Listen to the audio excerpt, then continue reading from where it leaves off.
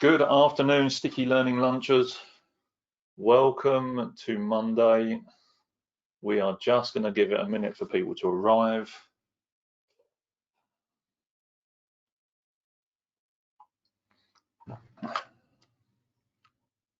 Just been having a wonderful conversation with Sarah, catching up on the weekend.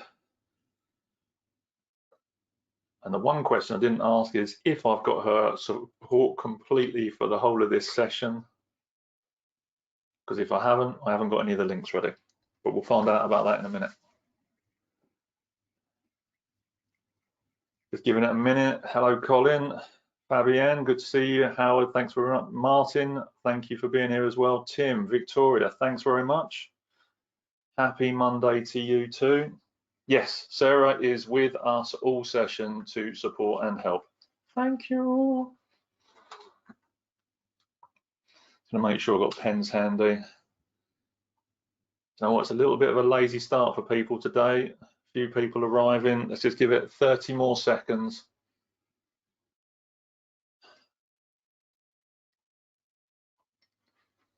And then we're going to do the roundup. Hello, Matt Brown, good to see you. Making sure we're supporting ourselves, delivering the best possible results here.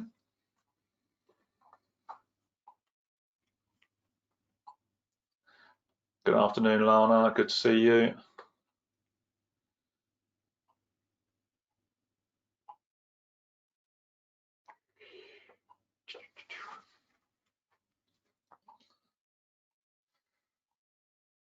And by the way, do you know what? We need to make this a little bit of a routine. Everyone, you can say hello to me. It's okay. Good afternoon to all of you. Let's get ready on this. On a scale of 1 to 10, how are you feeling about today and this week? 1 being terrible, 10 being phenomenal. How are you feeling about today, this week, where you're going, what you're up to? Positive starts, 9s, 10s, 9s. Got an 8, okay. We can work on that. 8's good. Last mouthful of tea. Ask me after the playoffs. Let's dive in. As people arrive, hello Von, good to see you again. Mobile phones, let's do this. Light up that little aeroplane, zero out the distraction, 100% attention on what you're about to be doing here. Also, making sure you've got a drink. Let's keep you hydrated, keep your brain lubricated. Let's make this learning stick. Just run out of tea, this could be a problem. Third piece, as always, fresh page, fresh thinking. So let's make sure you've got a nice clean sheet in that notepad. At the top of that, you're going to write keepers, and these are the things that you want to remember, you want to remind yourself about, and when you reread it, it's going to reignite that thinking. It's going to help you keep those new ideas fresh and expanding as you start to reapply them.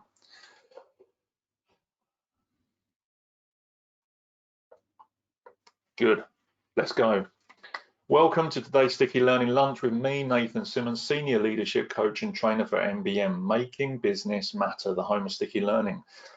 We are the leadership development and soft skills provider to the grocery and manufacturing industry. And the idea of these micro learnings is to help you be the best version of you in the work that you do right now, whether that's from home, in the office, or just preparing you to return back to whatever normality is going to look like in the next couple of weeks. What are we covering today? The fourth part of the EVOC leadership model. So we're looking at create. So we're looking at the final stage of this model in the C for how we are creating and using and actualizing solutions to our obstacles. But before I get into that, tomorrow, for the next 3 days after this, we're going to be looking at HVDI profiling. So when you look at things like the Grow coaching model, when you look at the mind coaching model for mental health conversations, when you look at the leadership coaching model, the elements that I'm taking you through in this, give you a real clear framework of the questions to ask yourself to make those parts happen. Great. The HVDI profile is another tool that just gives you a deeper view on yourself. It really works on this evaluation piece, evaluation, in number 1. It starts to show you how you work. It starts to show you how you work with others. You start to see certain behavior patterns by doing this sort of analysis. And over the next 3 days, we're going to be going through that profiling mechanism, the Herman profiles, with Andy Palmer again. He's going to take us through all the quadrants in there. It's going to give you a really deep view on this evaluation piece. If you have not already signed up for that, the link is in the chat box below right now. Call to action, make sure you are registered for the next 3 sessions so you can get that deeper view. Also shows you the previous session, so this is if this is the first time you're watching this session and you want to catch up on the other 3 parts of this model, you can also click on that link and it will take you and show you the older ones as well. So the first part was self-evaluation, and we're going to be going deeper into that in the next 3 sessions. The second part is then vision, where you want to get to. Number 3, obstacles, the challenges along the way to making things happen. With part 4 being all about creation.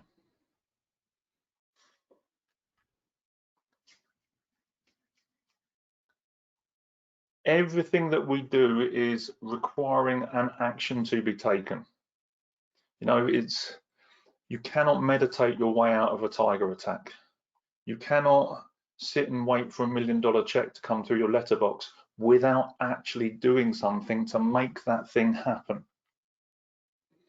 So the idea of this phase, when we get into the solutions, is about asking the right questions so that when you understand where your obstacles are, that you can overcome them.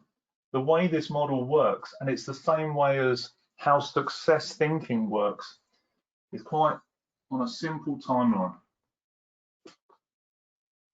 Right at the beginning here is where you're doing your evaluation. Where you want to get to over here is your vision. By understanding these 2 elements, like SatNav, again, you know, you've got to understand where you are in the current moment and also where you want to get to. When I then start looking to see what the obstacles, rather than me having this simplistic, naive view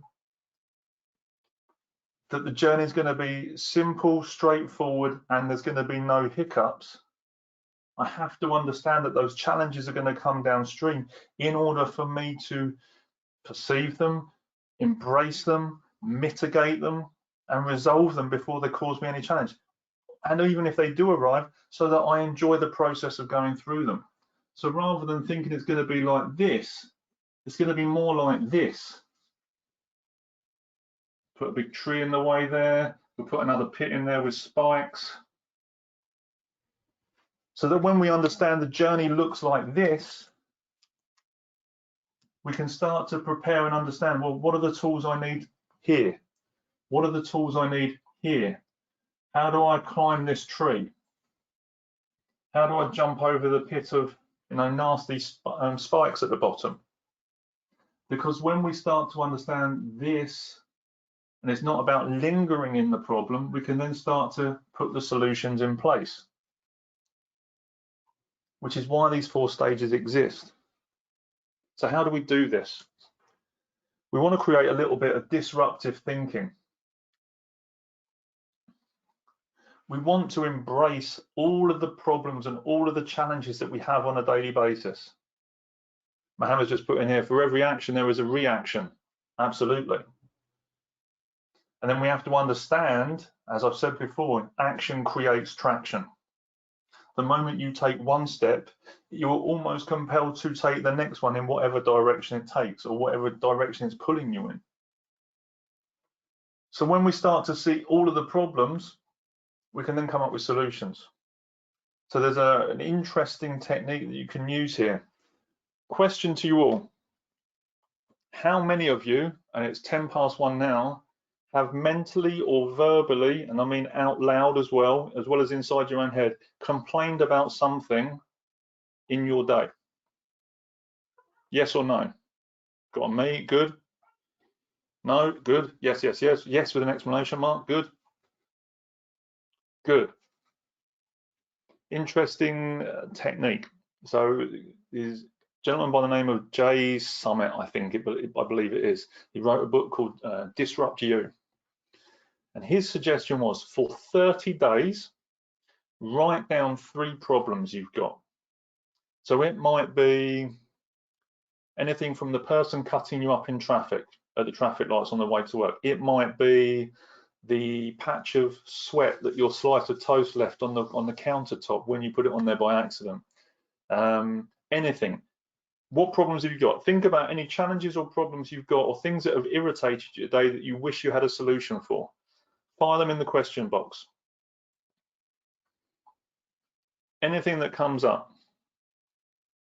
His suggestion is, and this is an activity for you to take away in this, okay, is you write down 3 challenges that you've got.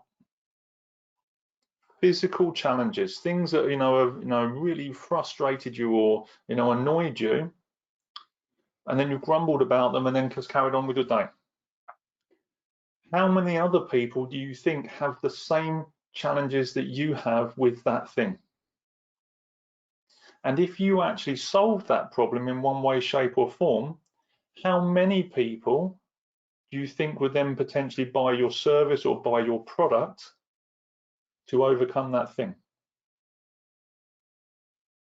Everyone with me? Does that make sense? Those questions.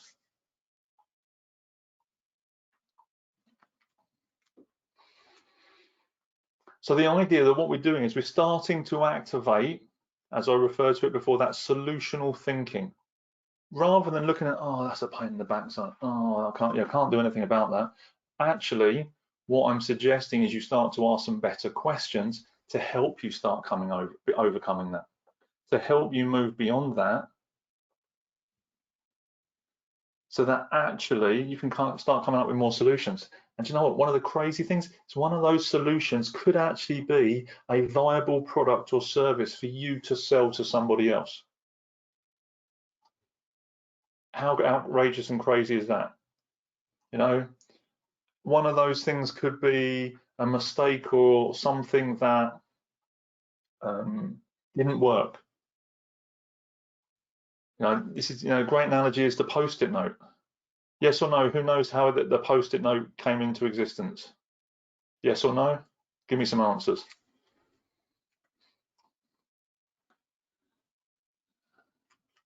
Steely silence. Yes, yes, yes. A mistake. Good.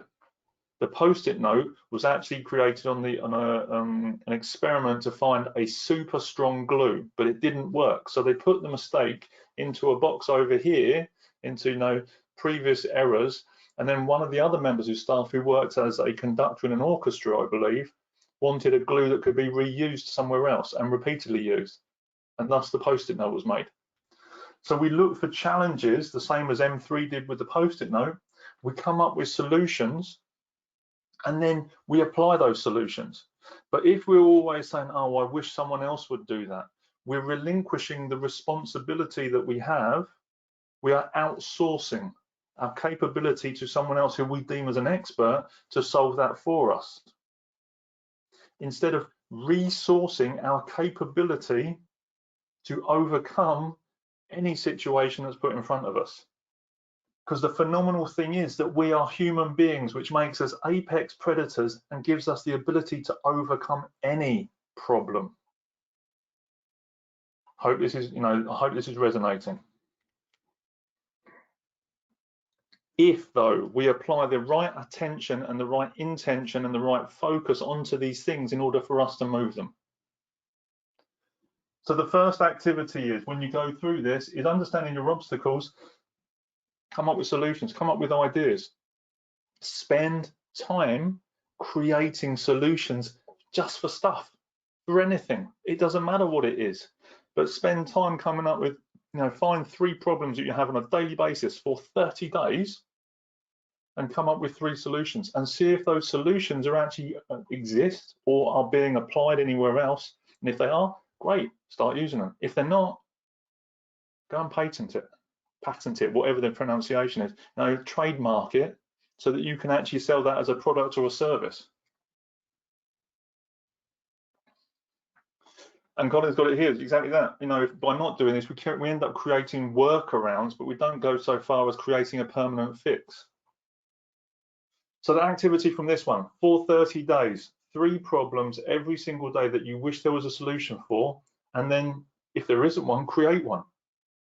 And use some of these questions that we've got up on here. Now, these are some of the questions that I've pulled out of the coaching deck. And if you still haven't got a packet of the coaching cards, now is an absolute prime time to go and get a set. Still only £5.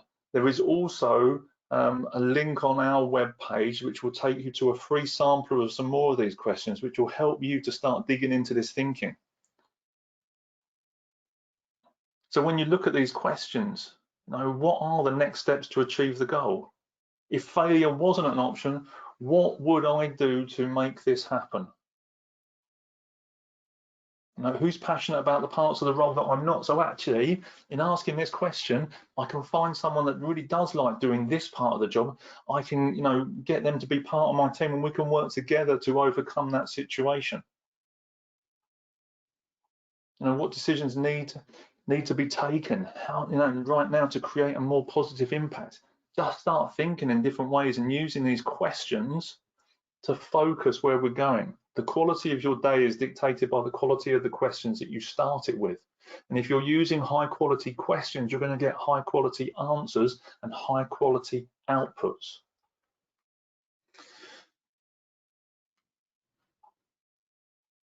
What's been useful so far before I jump into this last part and we go into questions? What's been useful so far from what we've covered at this stage of the model?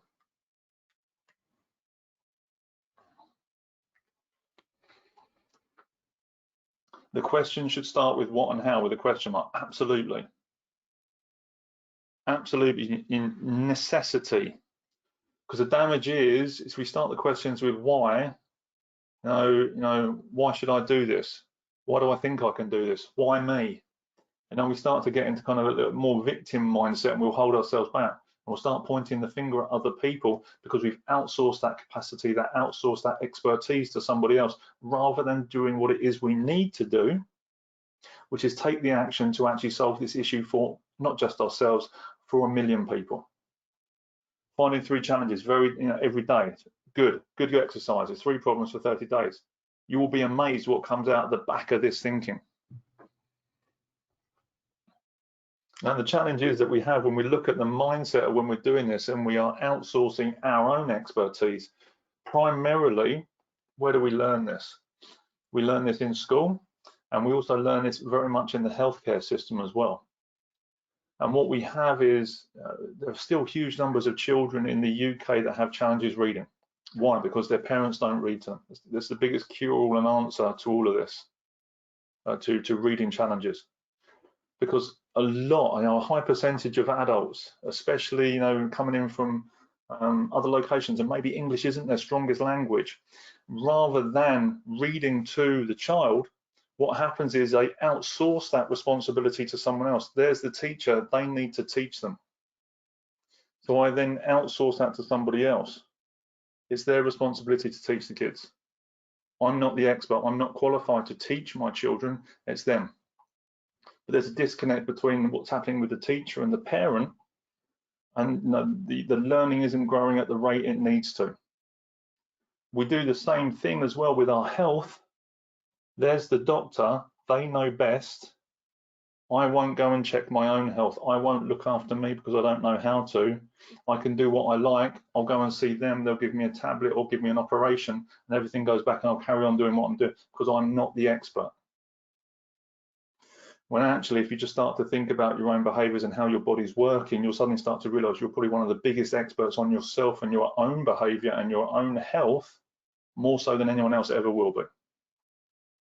But it's when we take that outsourcing and we resource it that we can then take the action, because it's us, it's our responsibility, it's our ownership, it's our authorship of our lives. What else have we got? Often outsourcing can be viewed as abdicating. Absolutely. I don't have to think about it. Boom, someone else. So when we do this exercise, we only understand again, we talk about limiting beliefs. So we're going to come in here and just look at the limiting beliefs. is through these understandings of outsourcing and abdication.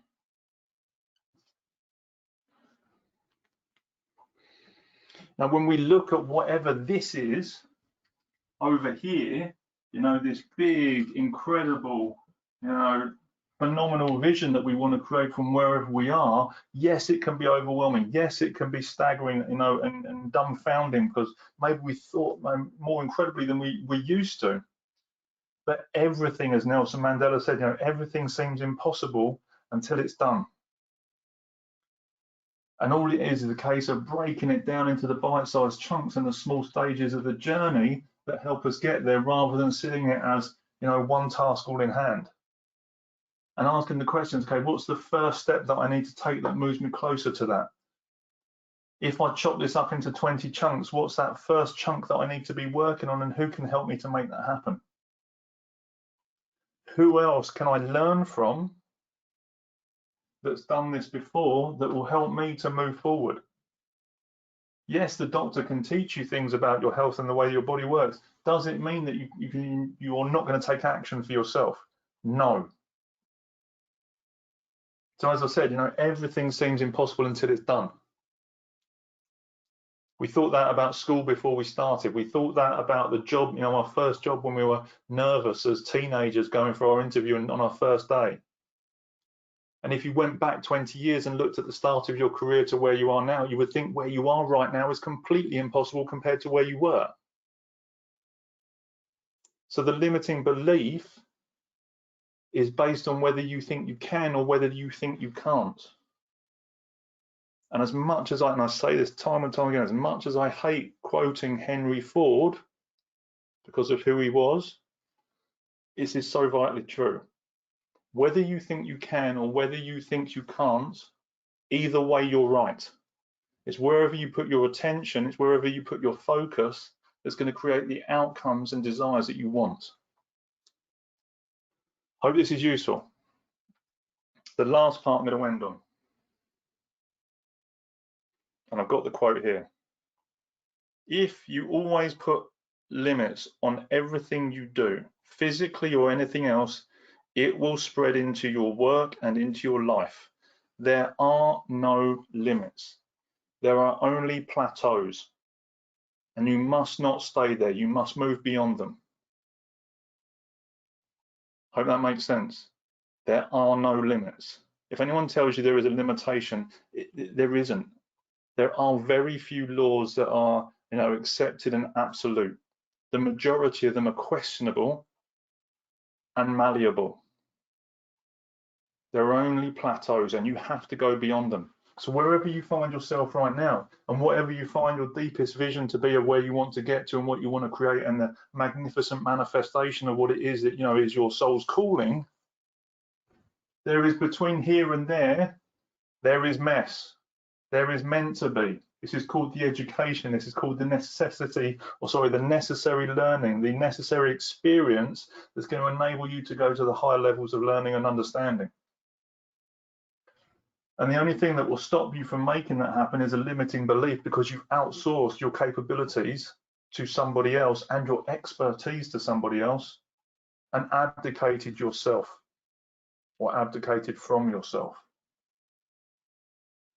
And all you require is a set of new questions that's going to make that happen. Hope that's useful. What has resonated today? What's been valuable? And what questions have you got? Just as a roundup for the EVOC coaching model, what questions have you got for me right now?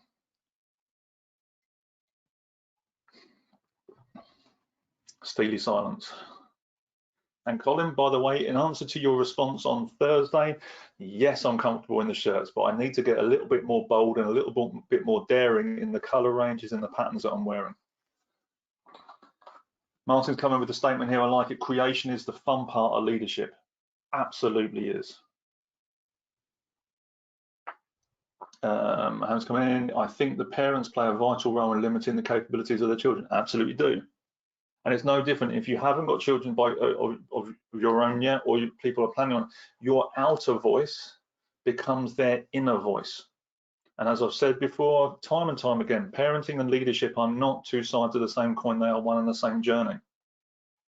So as leaders, when we're talking to people in our care, in our charge, in our gift, how we explain the world to them and how we teach them about leadership, that outer leadership voice that we deliver to them will become their inner voice. So when we have children, when we have teams, when we have people that we're looking after, the words that we choose will dictate the actions that they will use. It will help them to either expand or contract in their capabilities.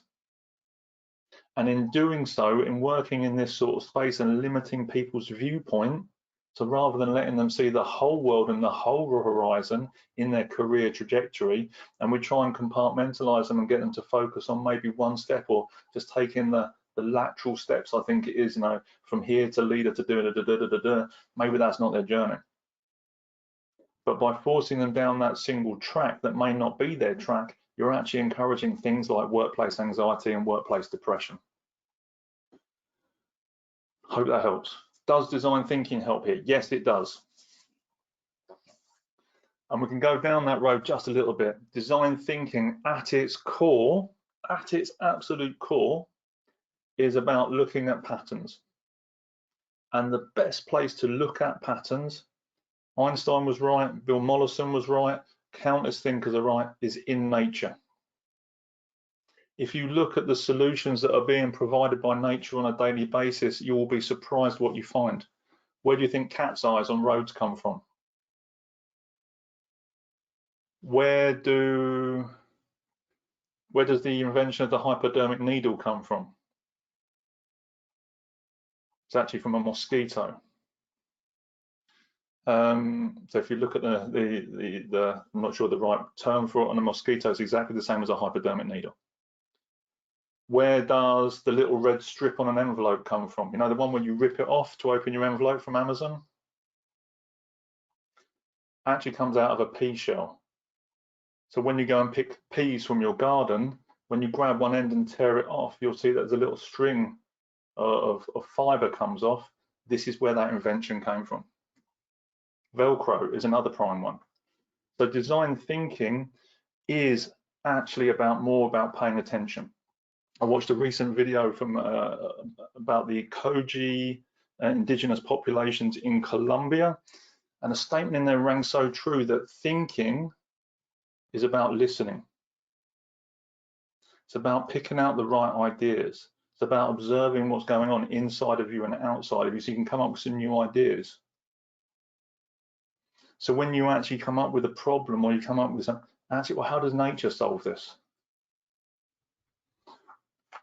Also, I think the surrounding is important as well. You need to surround yourself by positive people. Yes, you do. Surround yourself with the right people as well.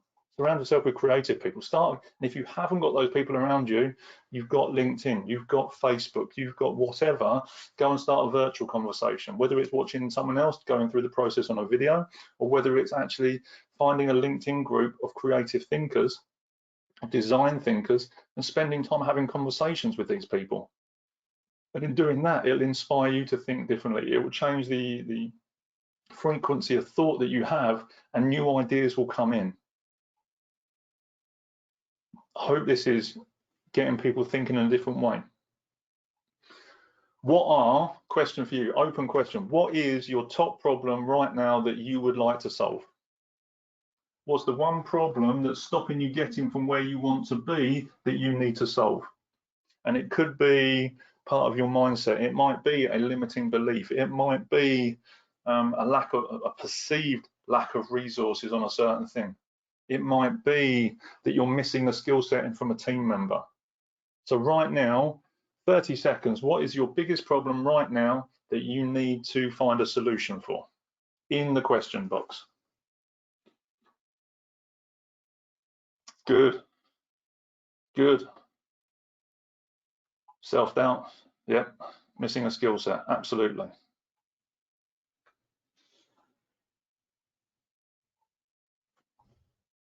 And then there are questions that you can go off in different directions.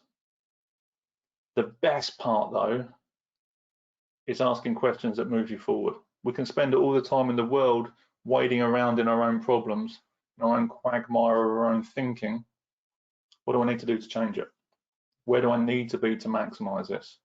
Where do I get that skill set from? Maybe the client's getting back to normal isn't a thing. Maybe there is no normal. What do I need to do to actually come up with a solution that, if that happens, still supports it, but if that doesn't happen, still moves me forward? What questions can I ask my own personal self-doubt? Yes or no? Does anyone here who have got self-doubt, me, I have it all the time, does it have its own voice? When your self-doubt chimes in, who's talking to you? Yes, myself, good. Ever thought about asking your self-doubt a question? Your self-doubt is there to help you stay safe and keep you alive. That's all it's doing. It's a construct of your primordial brain that keeps you alive and stops you from getting killed so that the species can continue on. That's all it's there for. It's an evolutionary safety valve. But what it doesn't understand is, it doesn't understand the difference between a saber-toothed tiger or a job interview. It can't differentiate. All good, Victoria. I'm going to wrap up now. So when you do this, when your self-doubt kicks in, all you have to do is go, thanks very much for the information. Thanks very much for looking after me. Thanks very much for trying to keep me safe. What would you suggest I do right now to help make this thing that you're casting doubt on successful? And we just redirect the thinking. So the voice of the critic becomes the voice of the champion, because actually you're raising the self-esteem of your own self-doubt. So it's actually working and operating from a different level of thinking and is helping you to progress forward rather than holding you back so you don't get hurt. Wow. 1:32. Everyone, I just want to say huge thanks for being here. Huge thanks for taking part in the 4th day. Thanks very much for your engagement. Mohammed, Victoria, Matt, everyone coming in on the questions. Martin, thank you very much. Really appreciate this.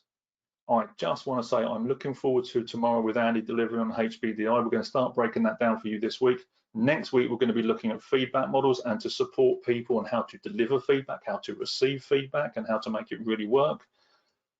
Looking forward to seeing you tomorrow. If you have not already signed up, links down below. If you have not bought a copy of the leadership deck, they're there. We have got the orders coming in. Yes, we still got some challenges getting them out from the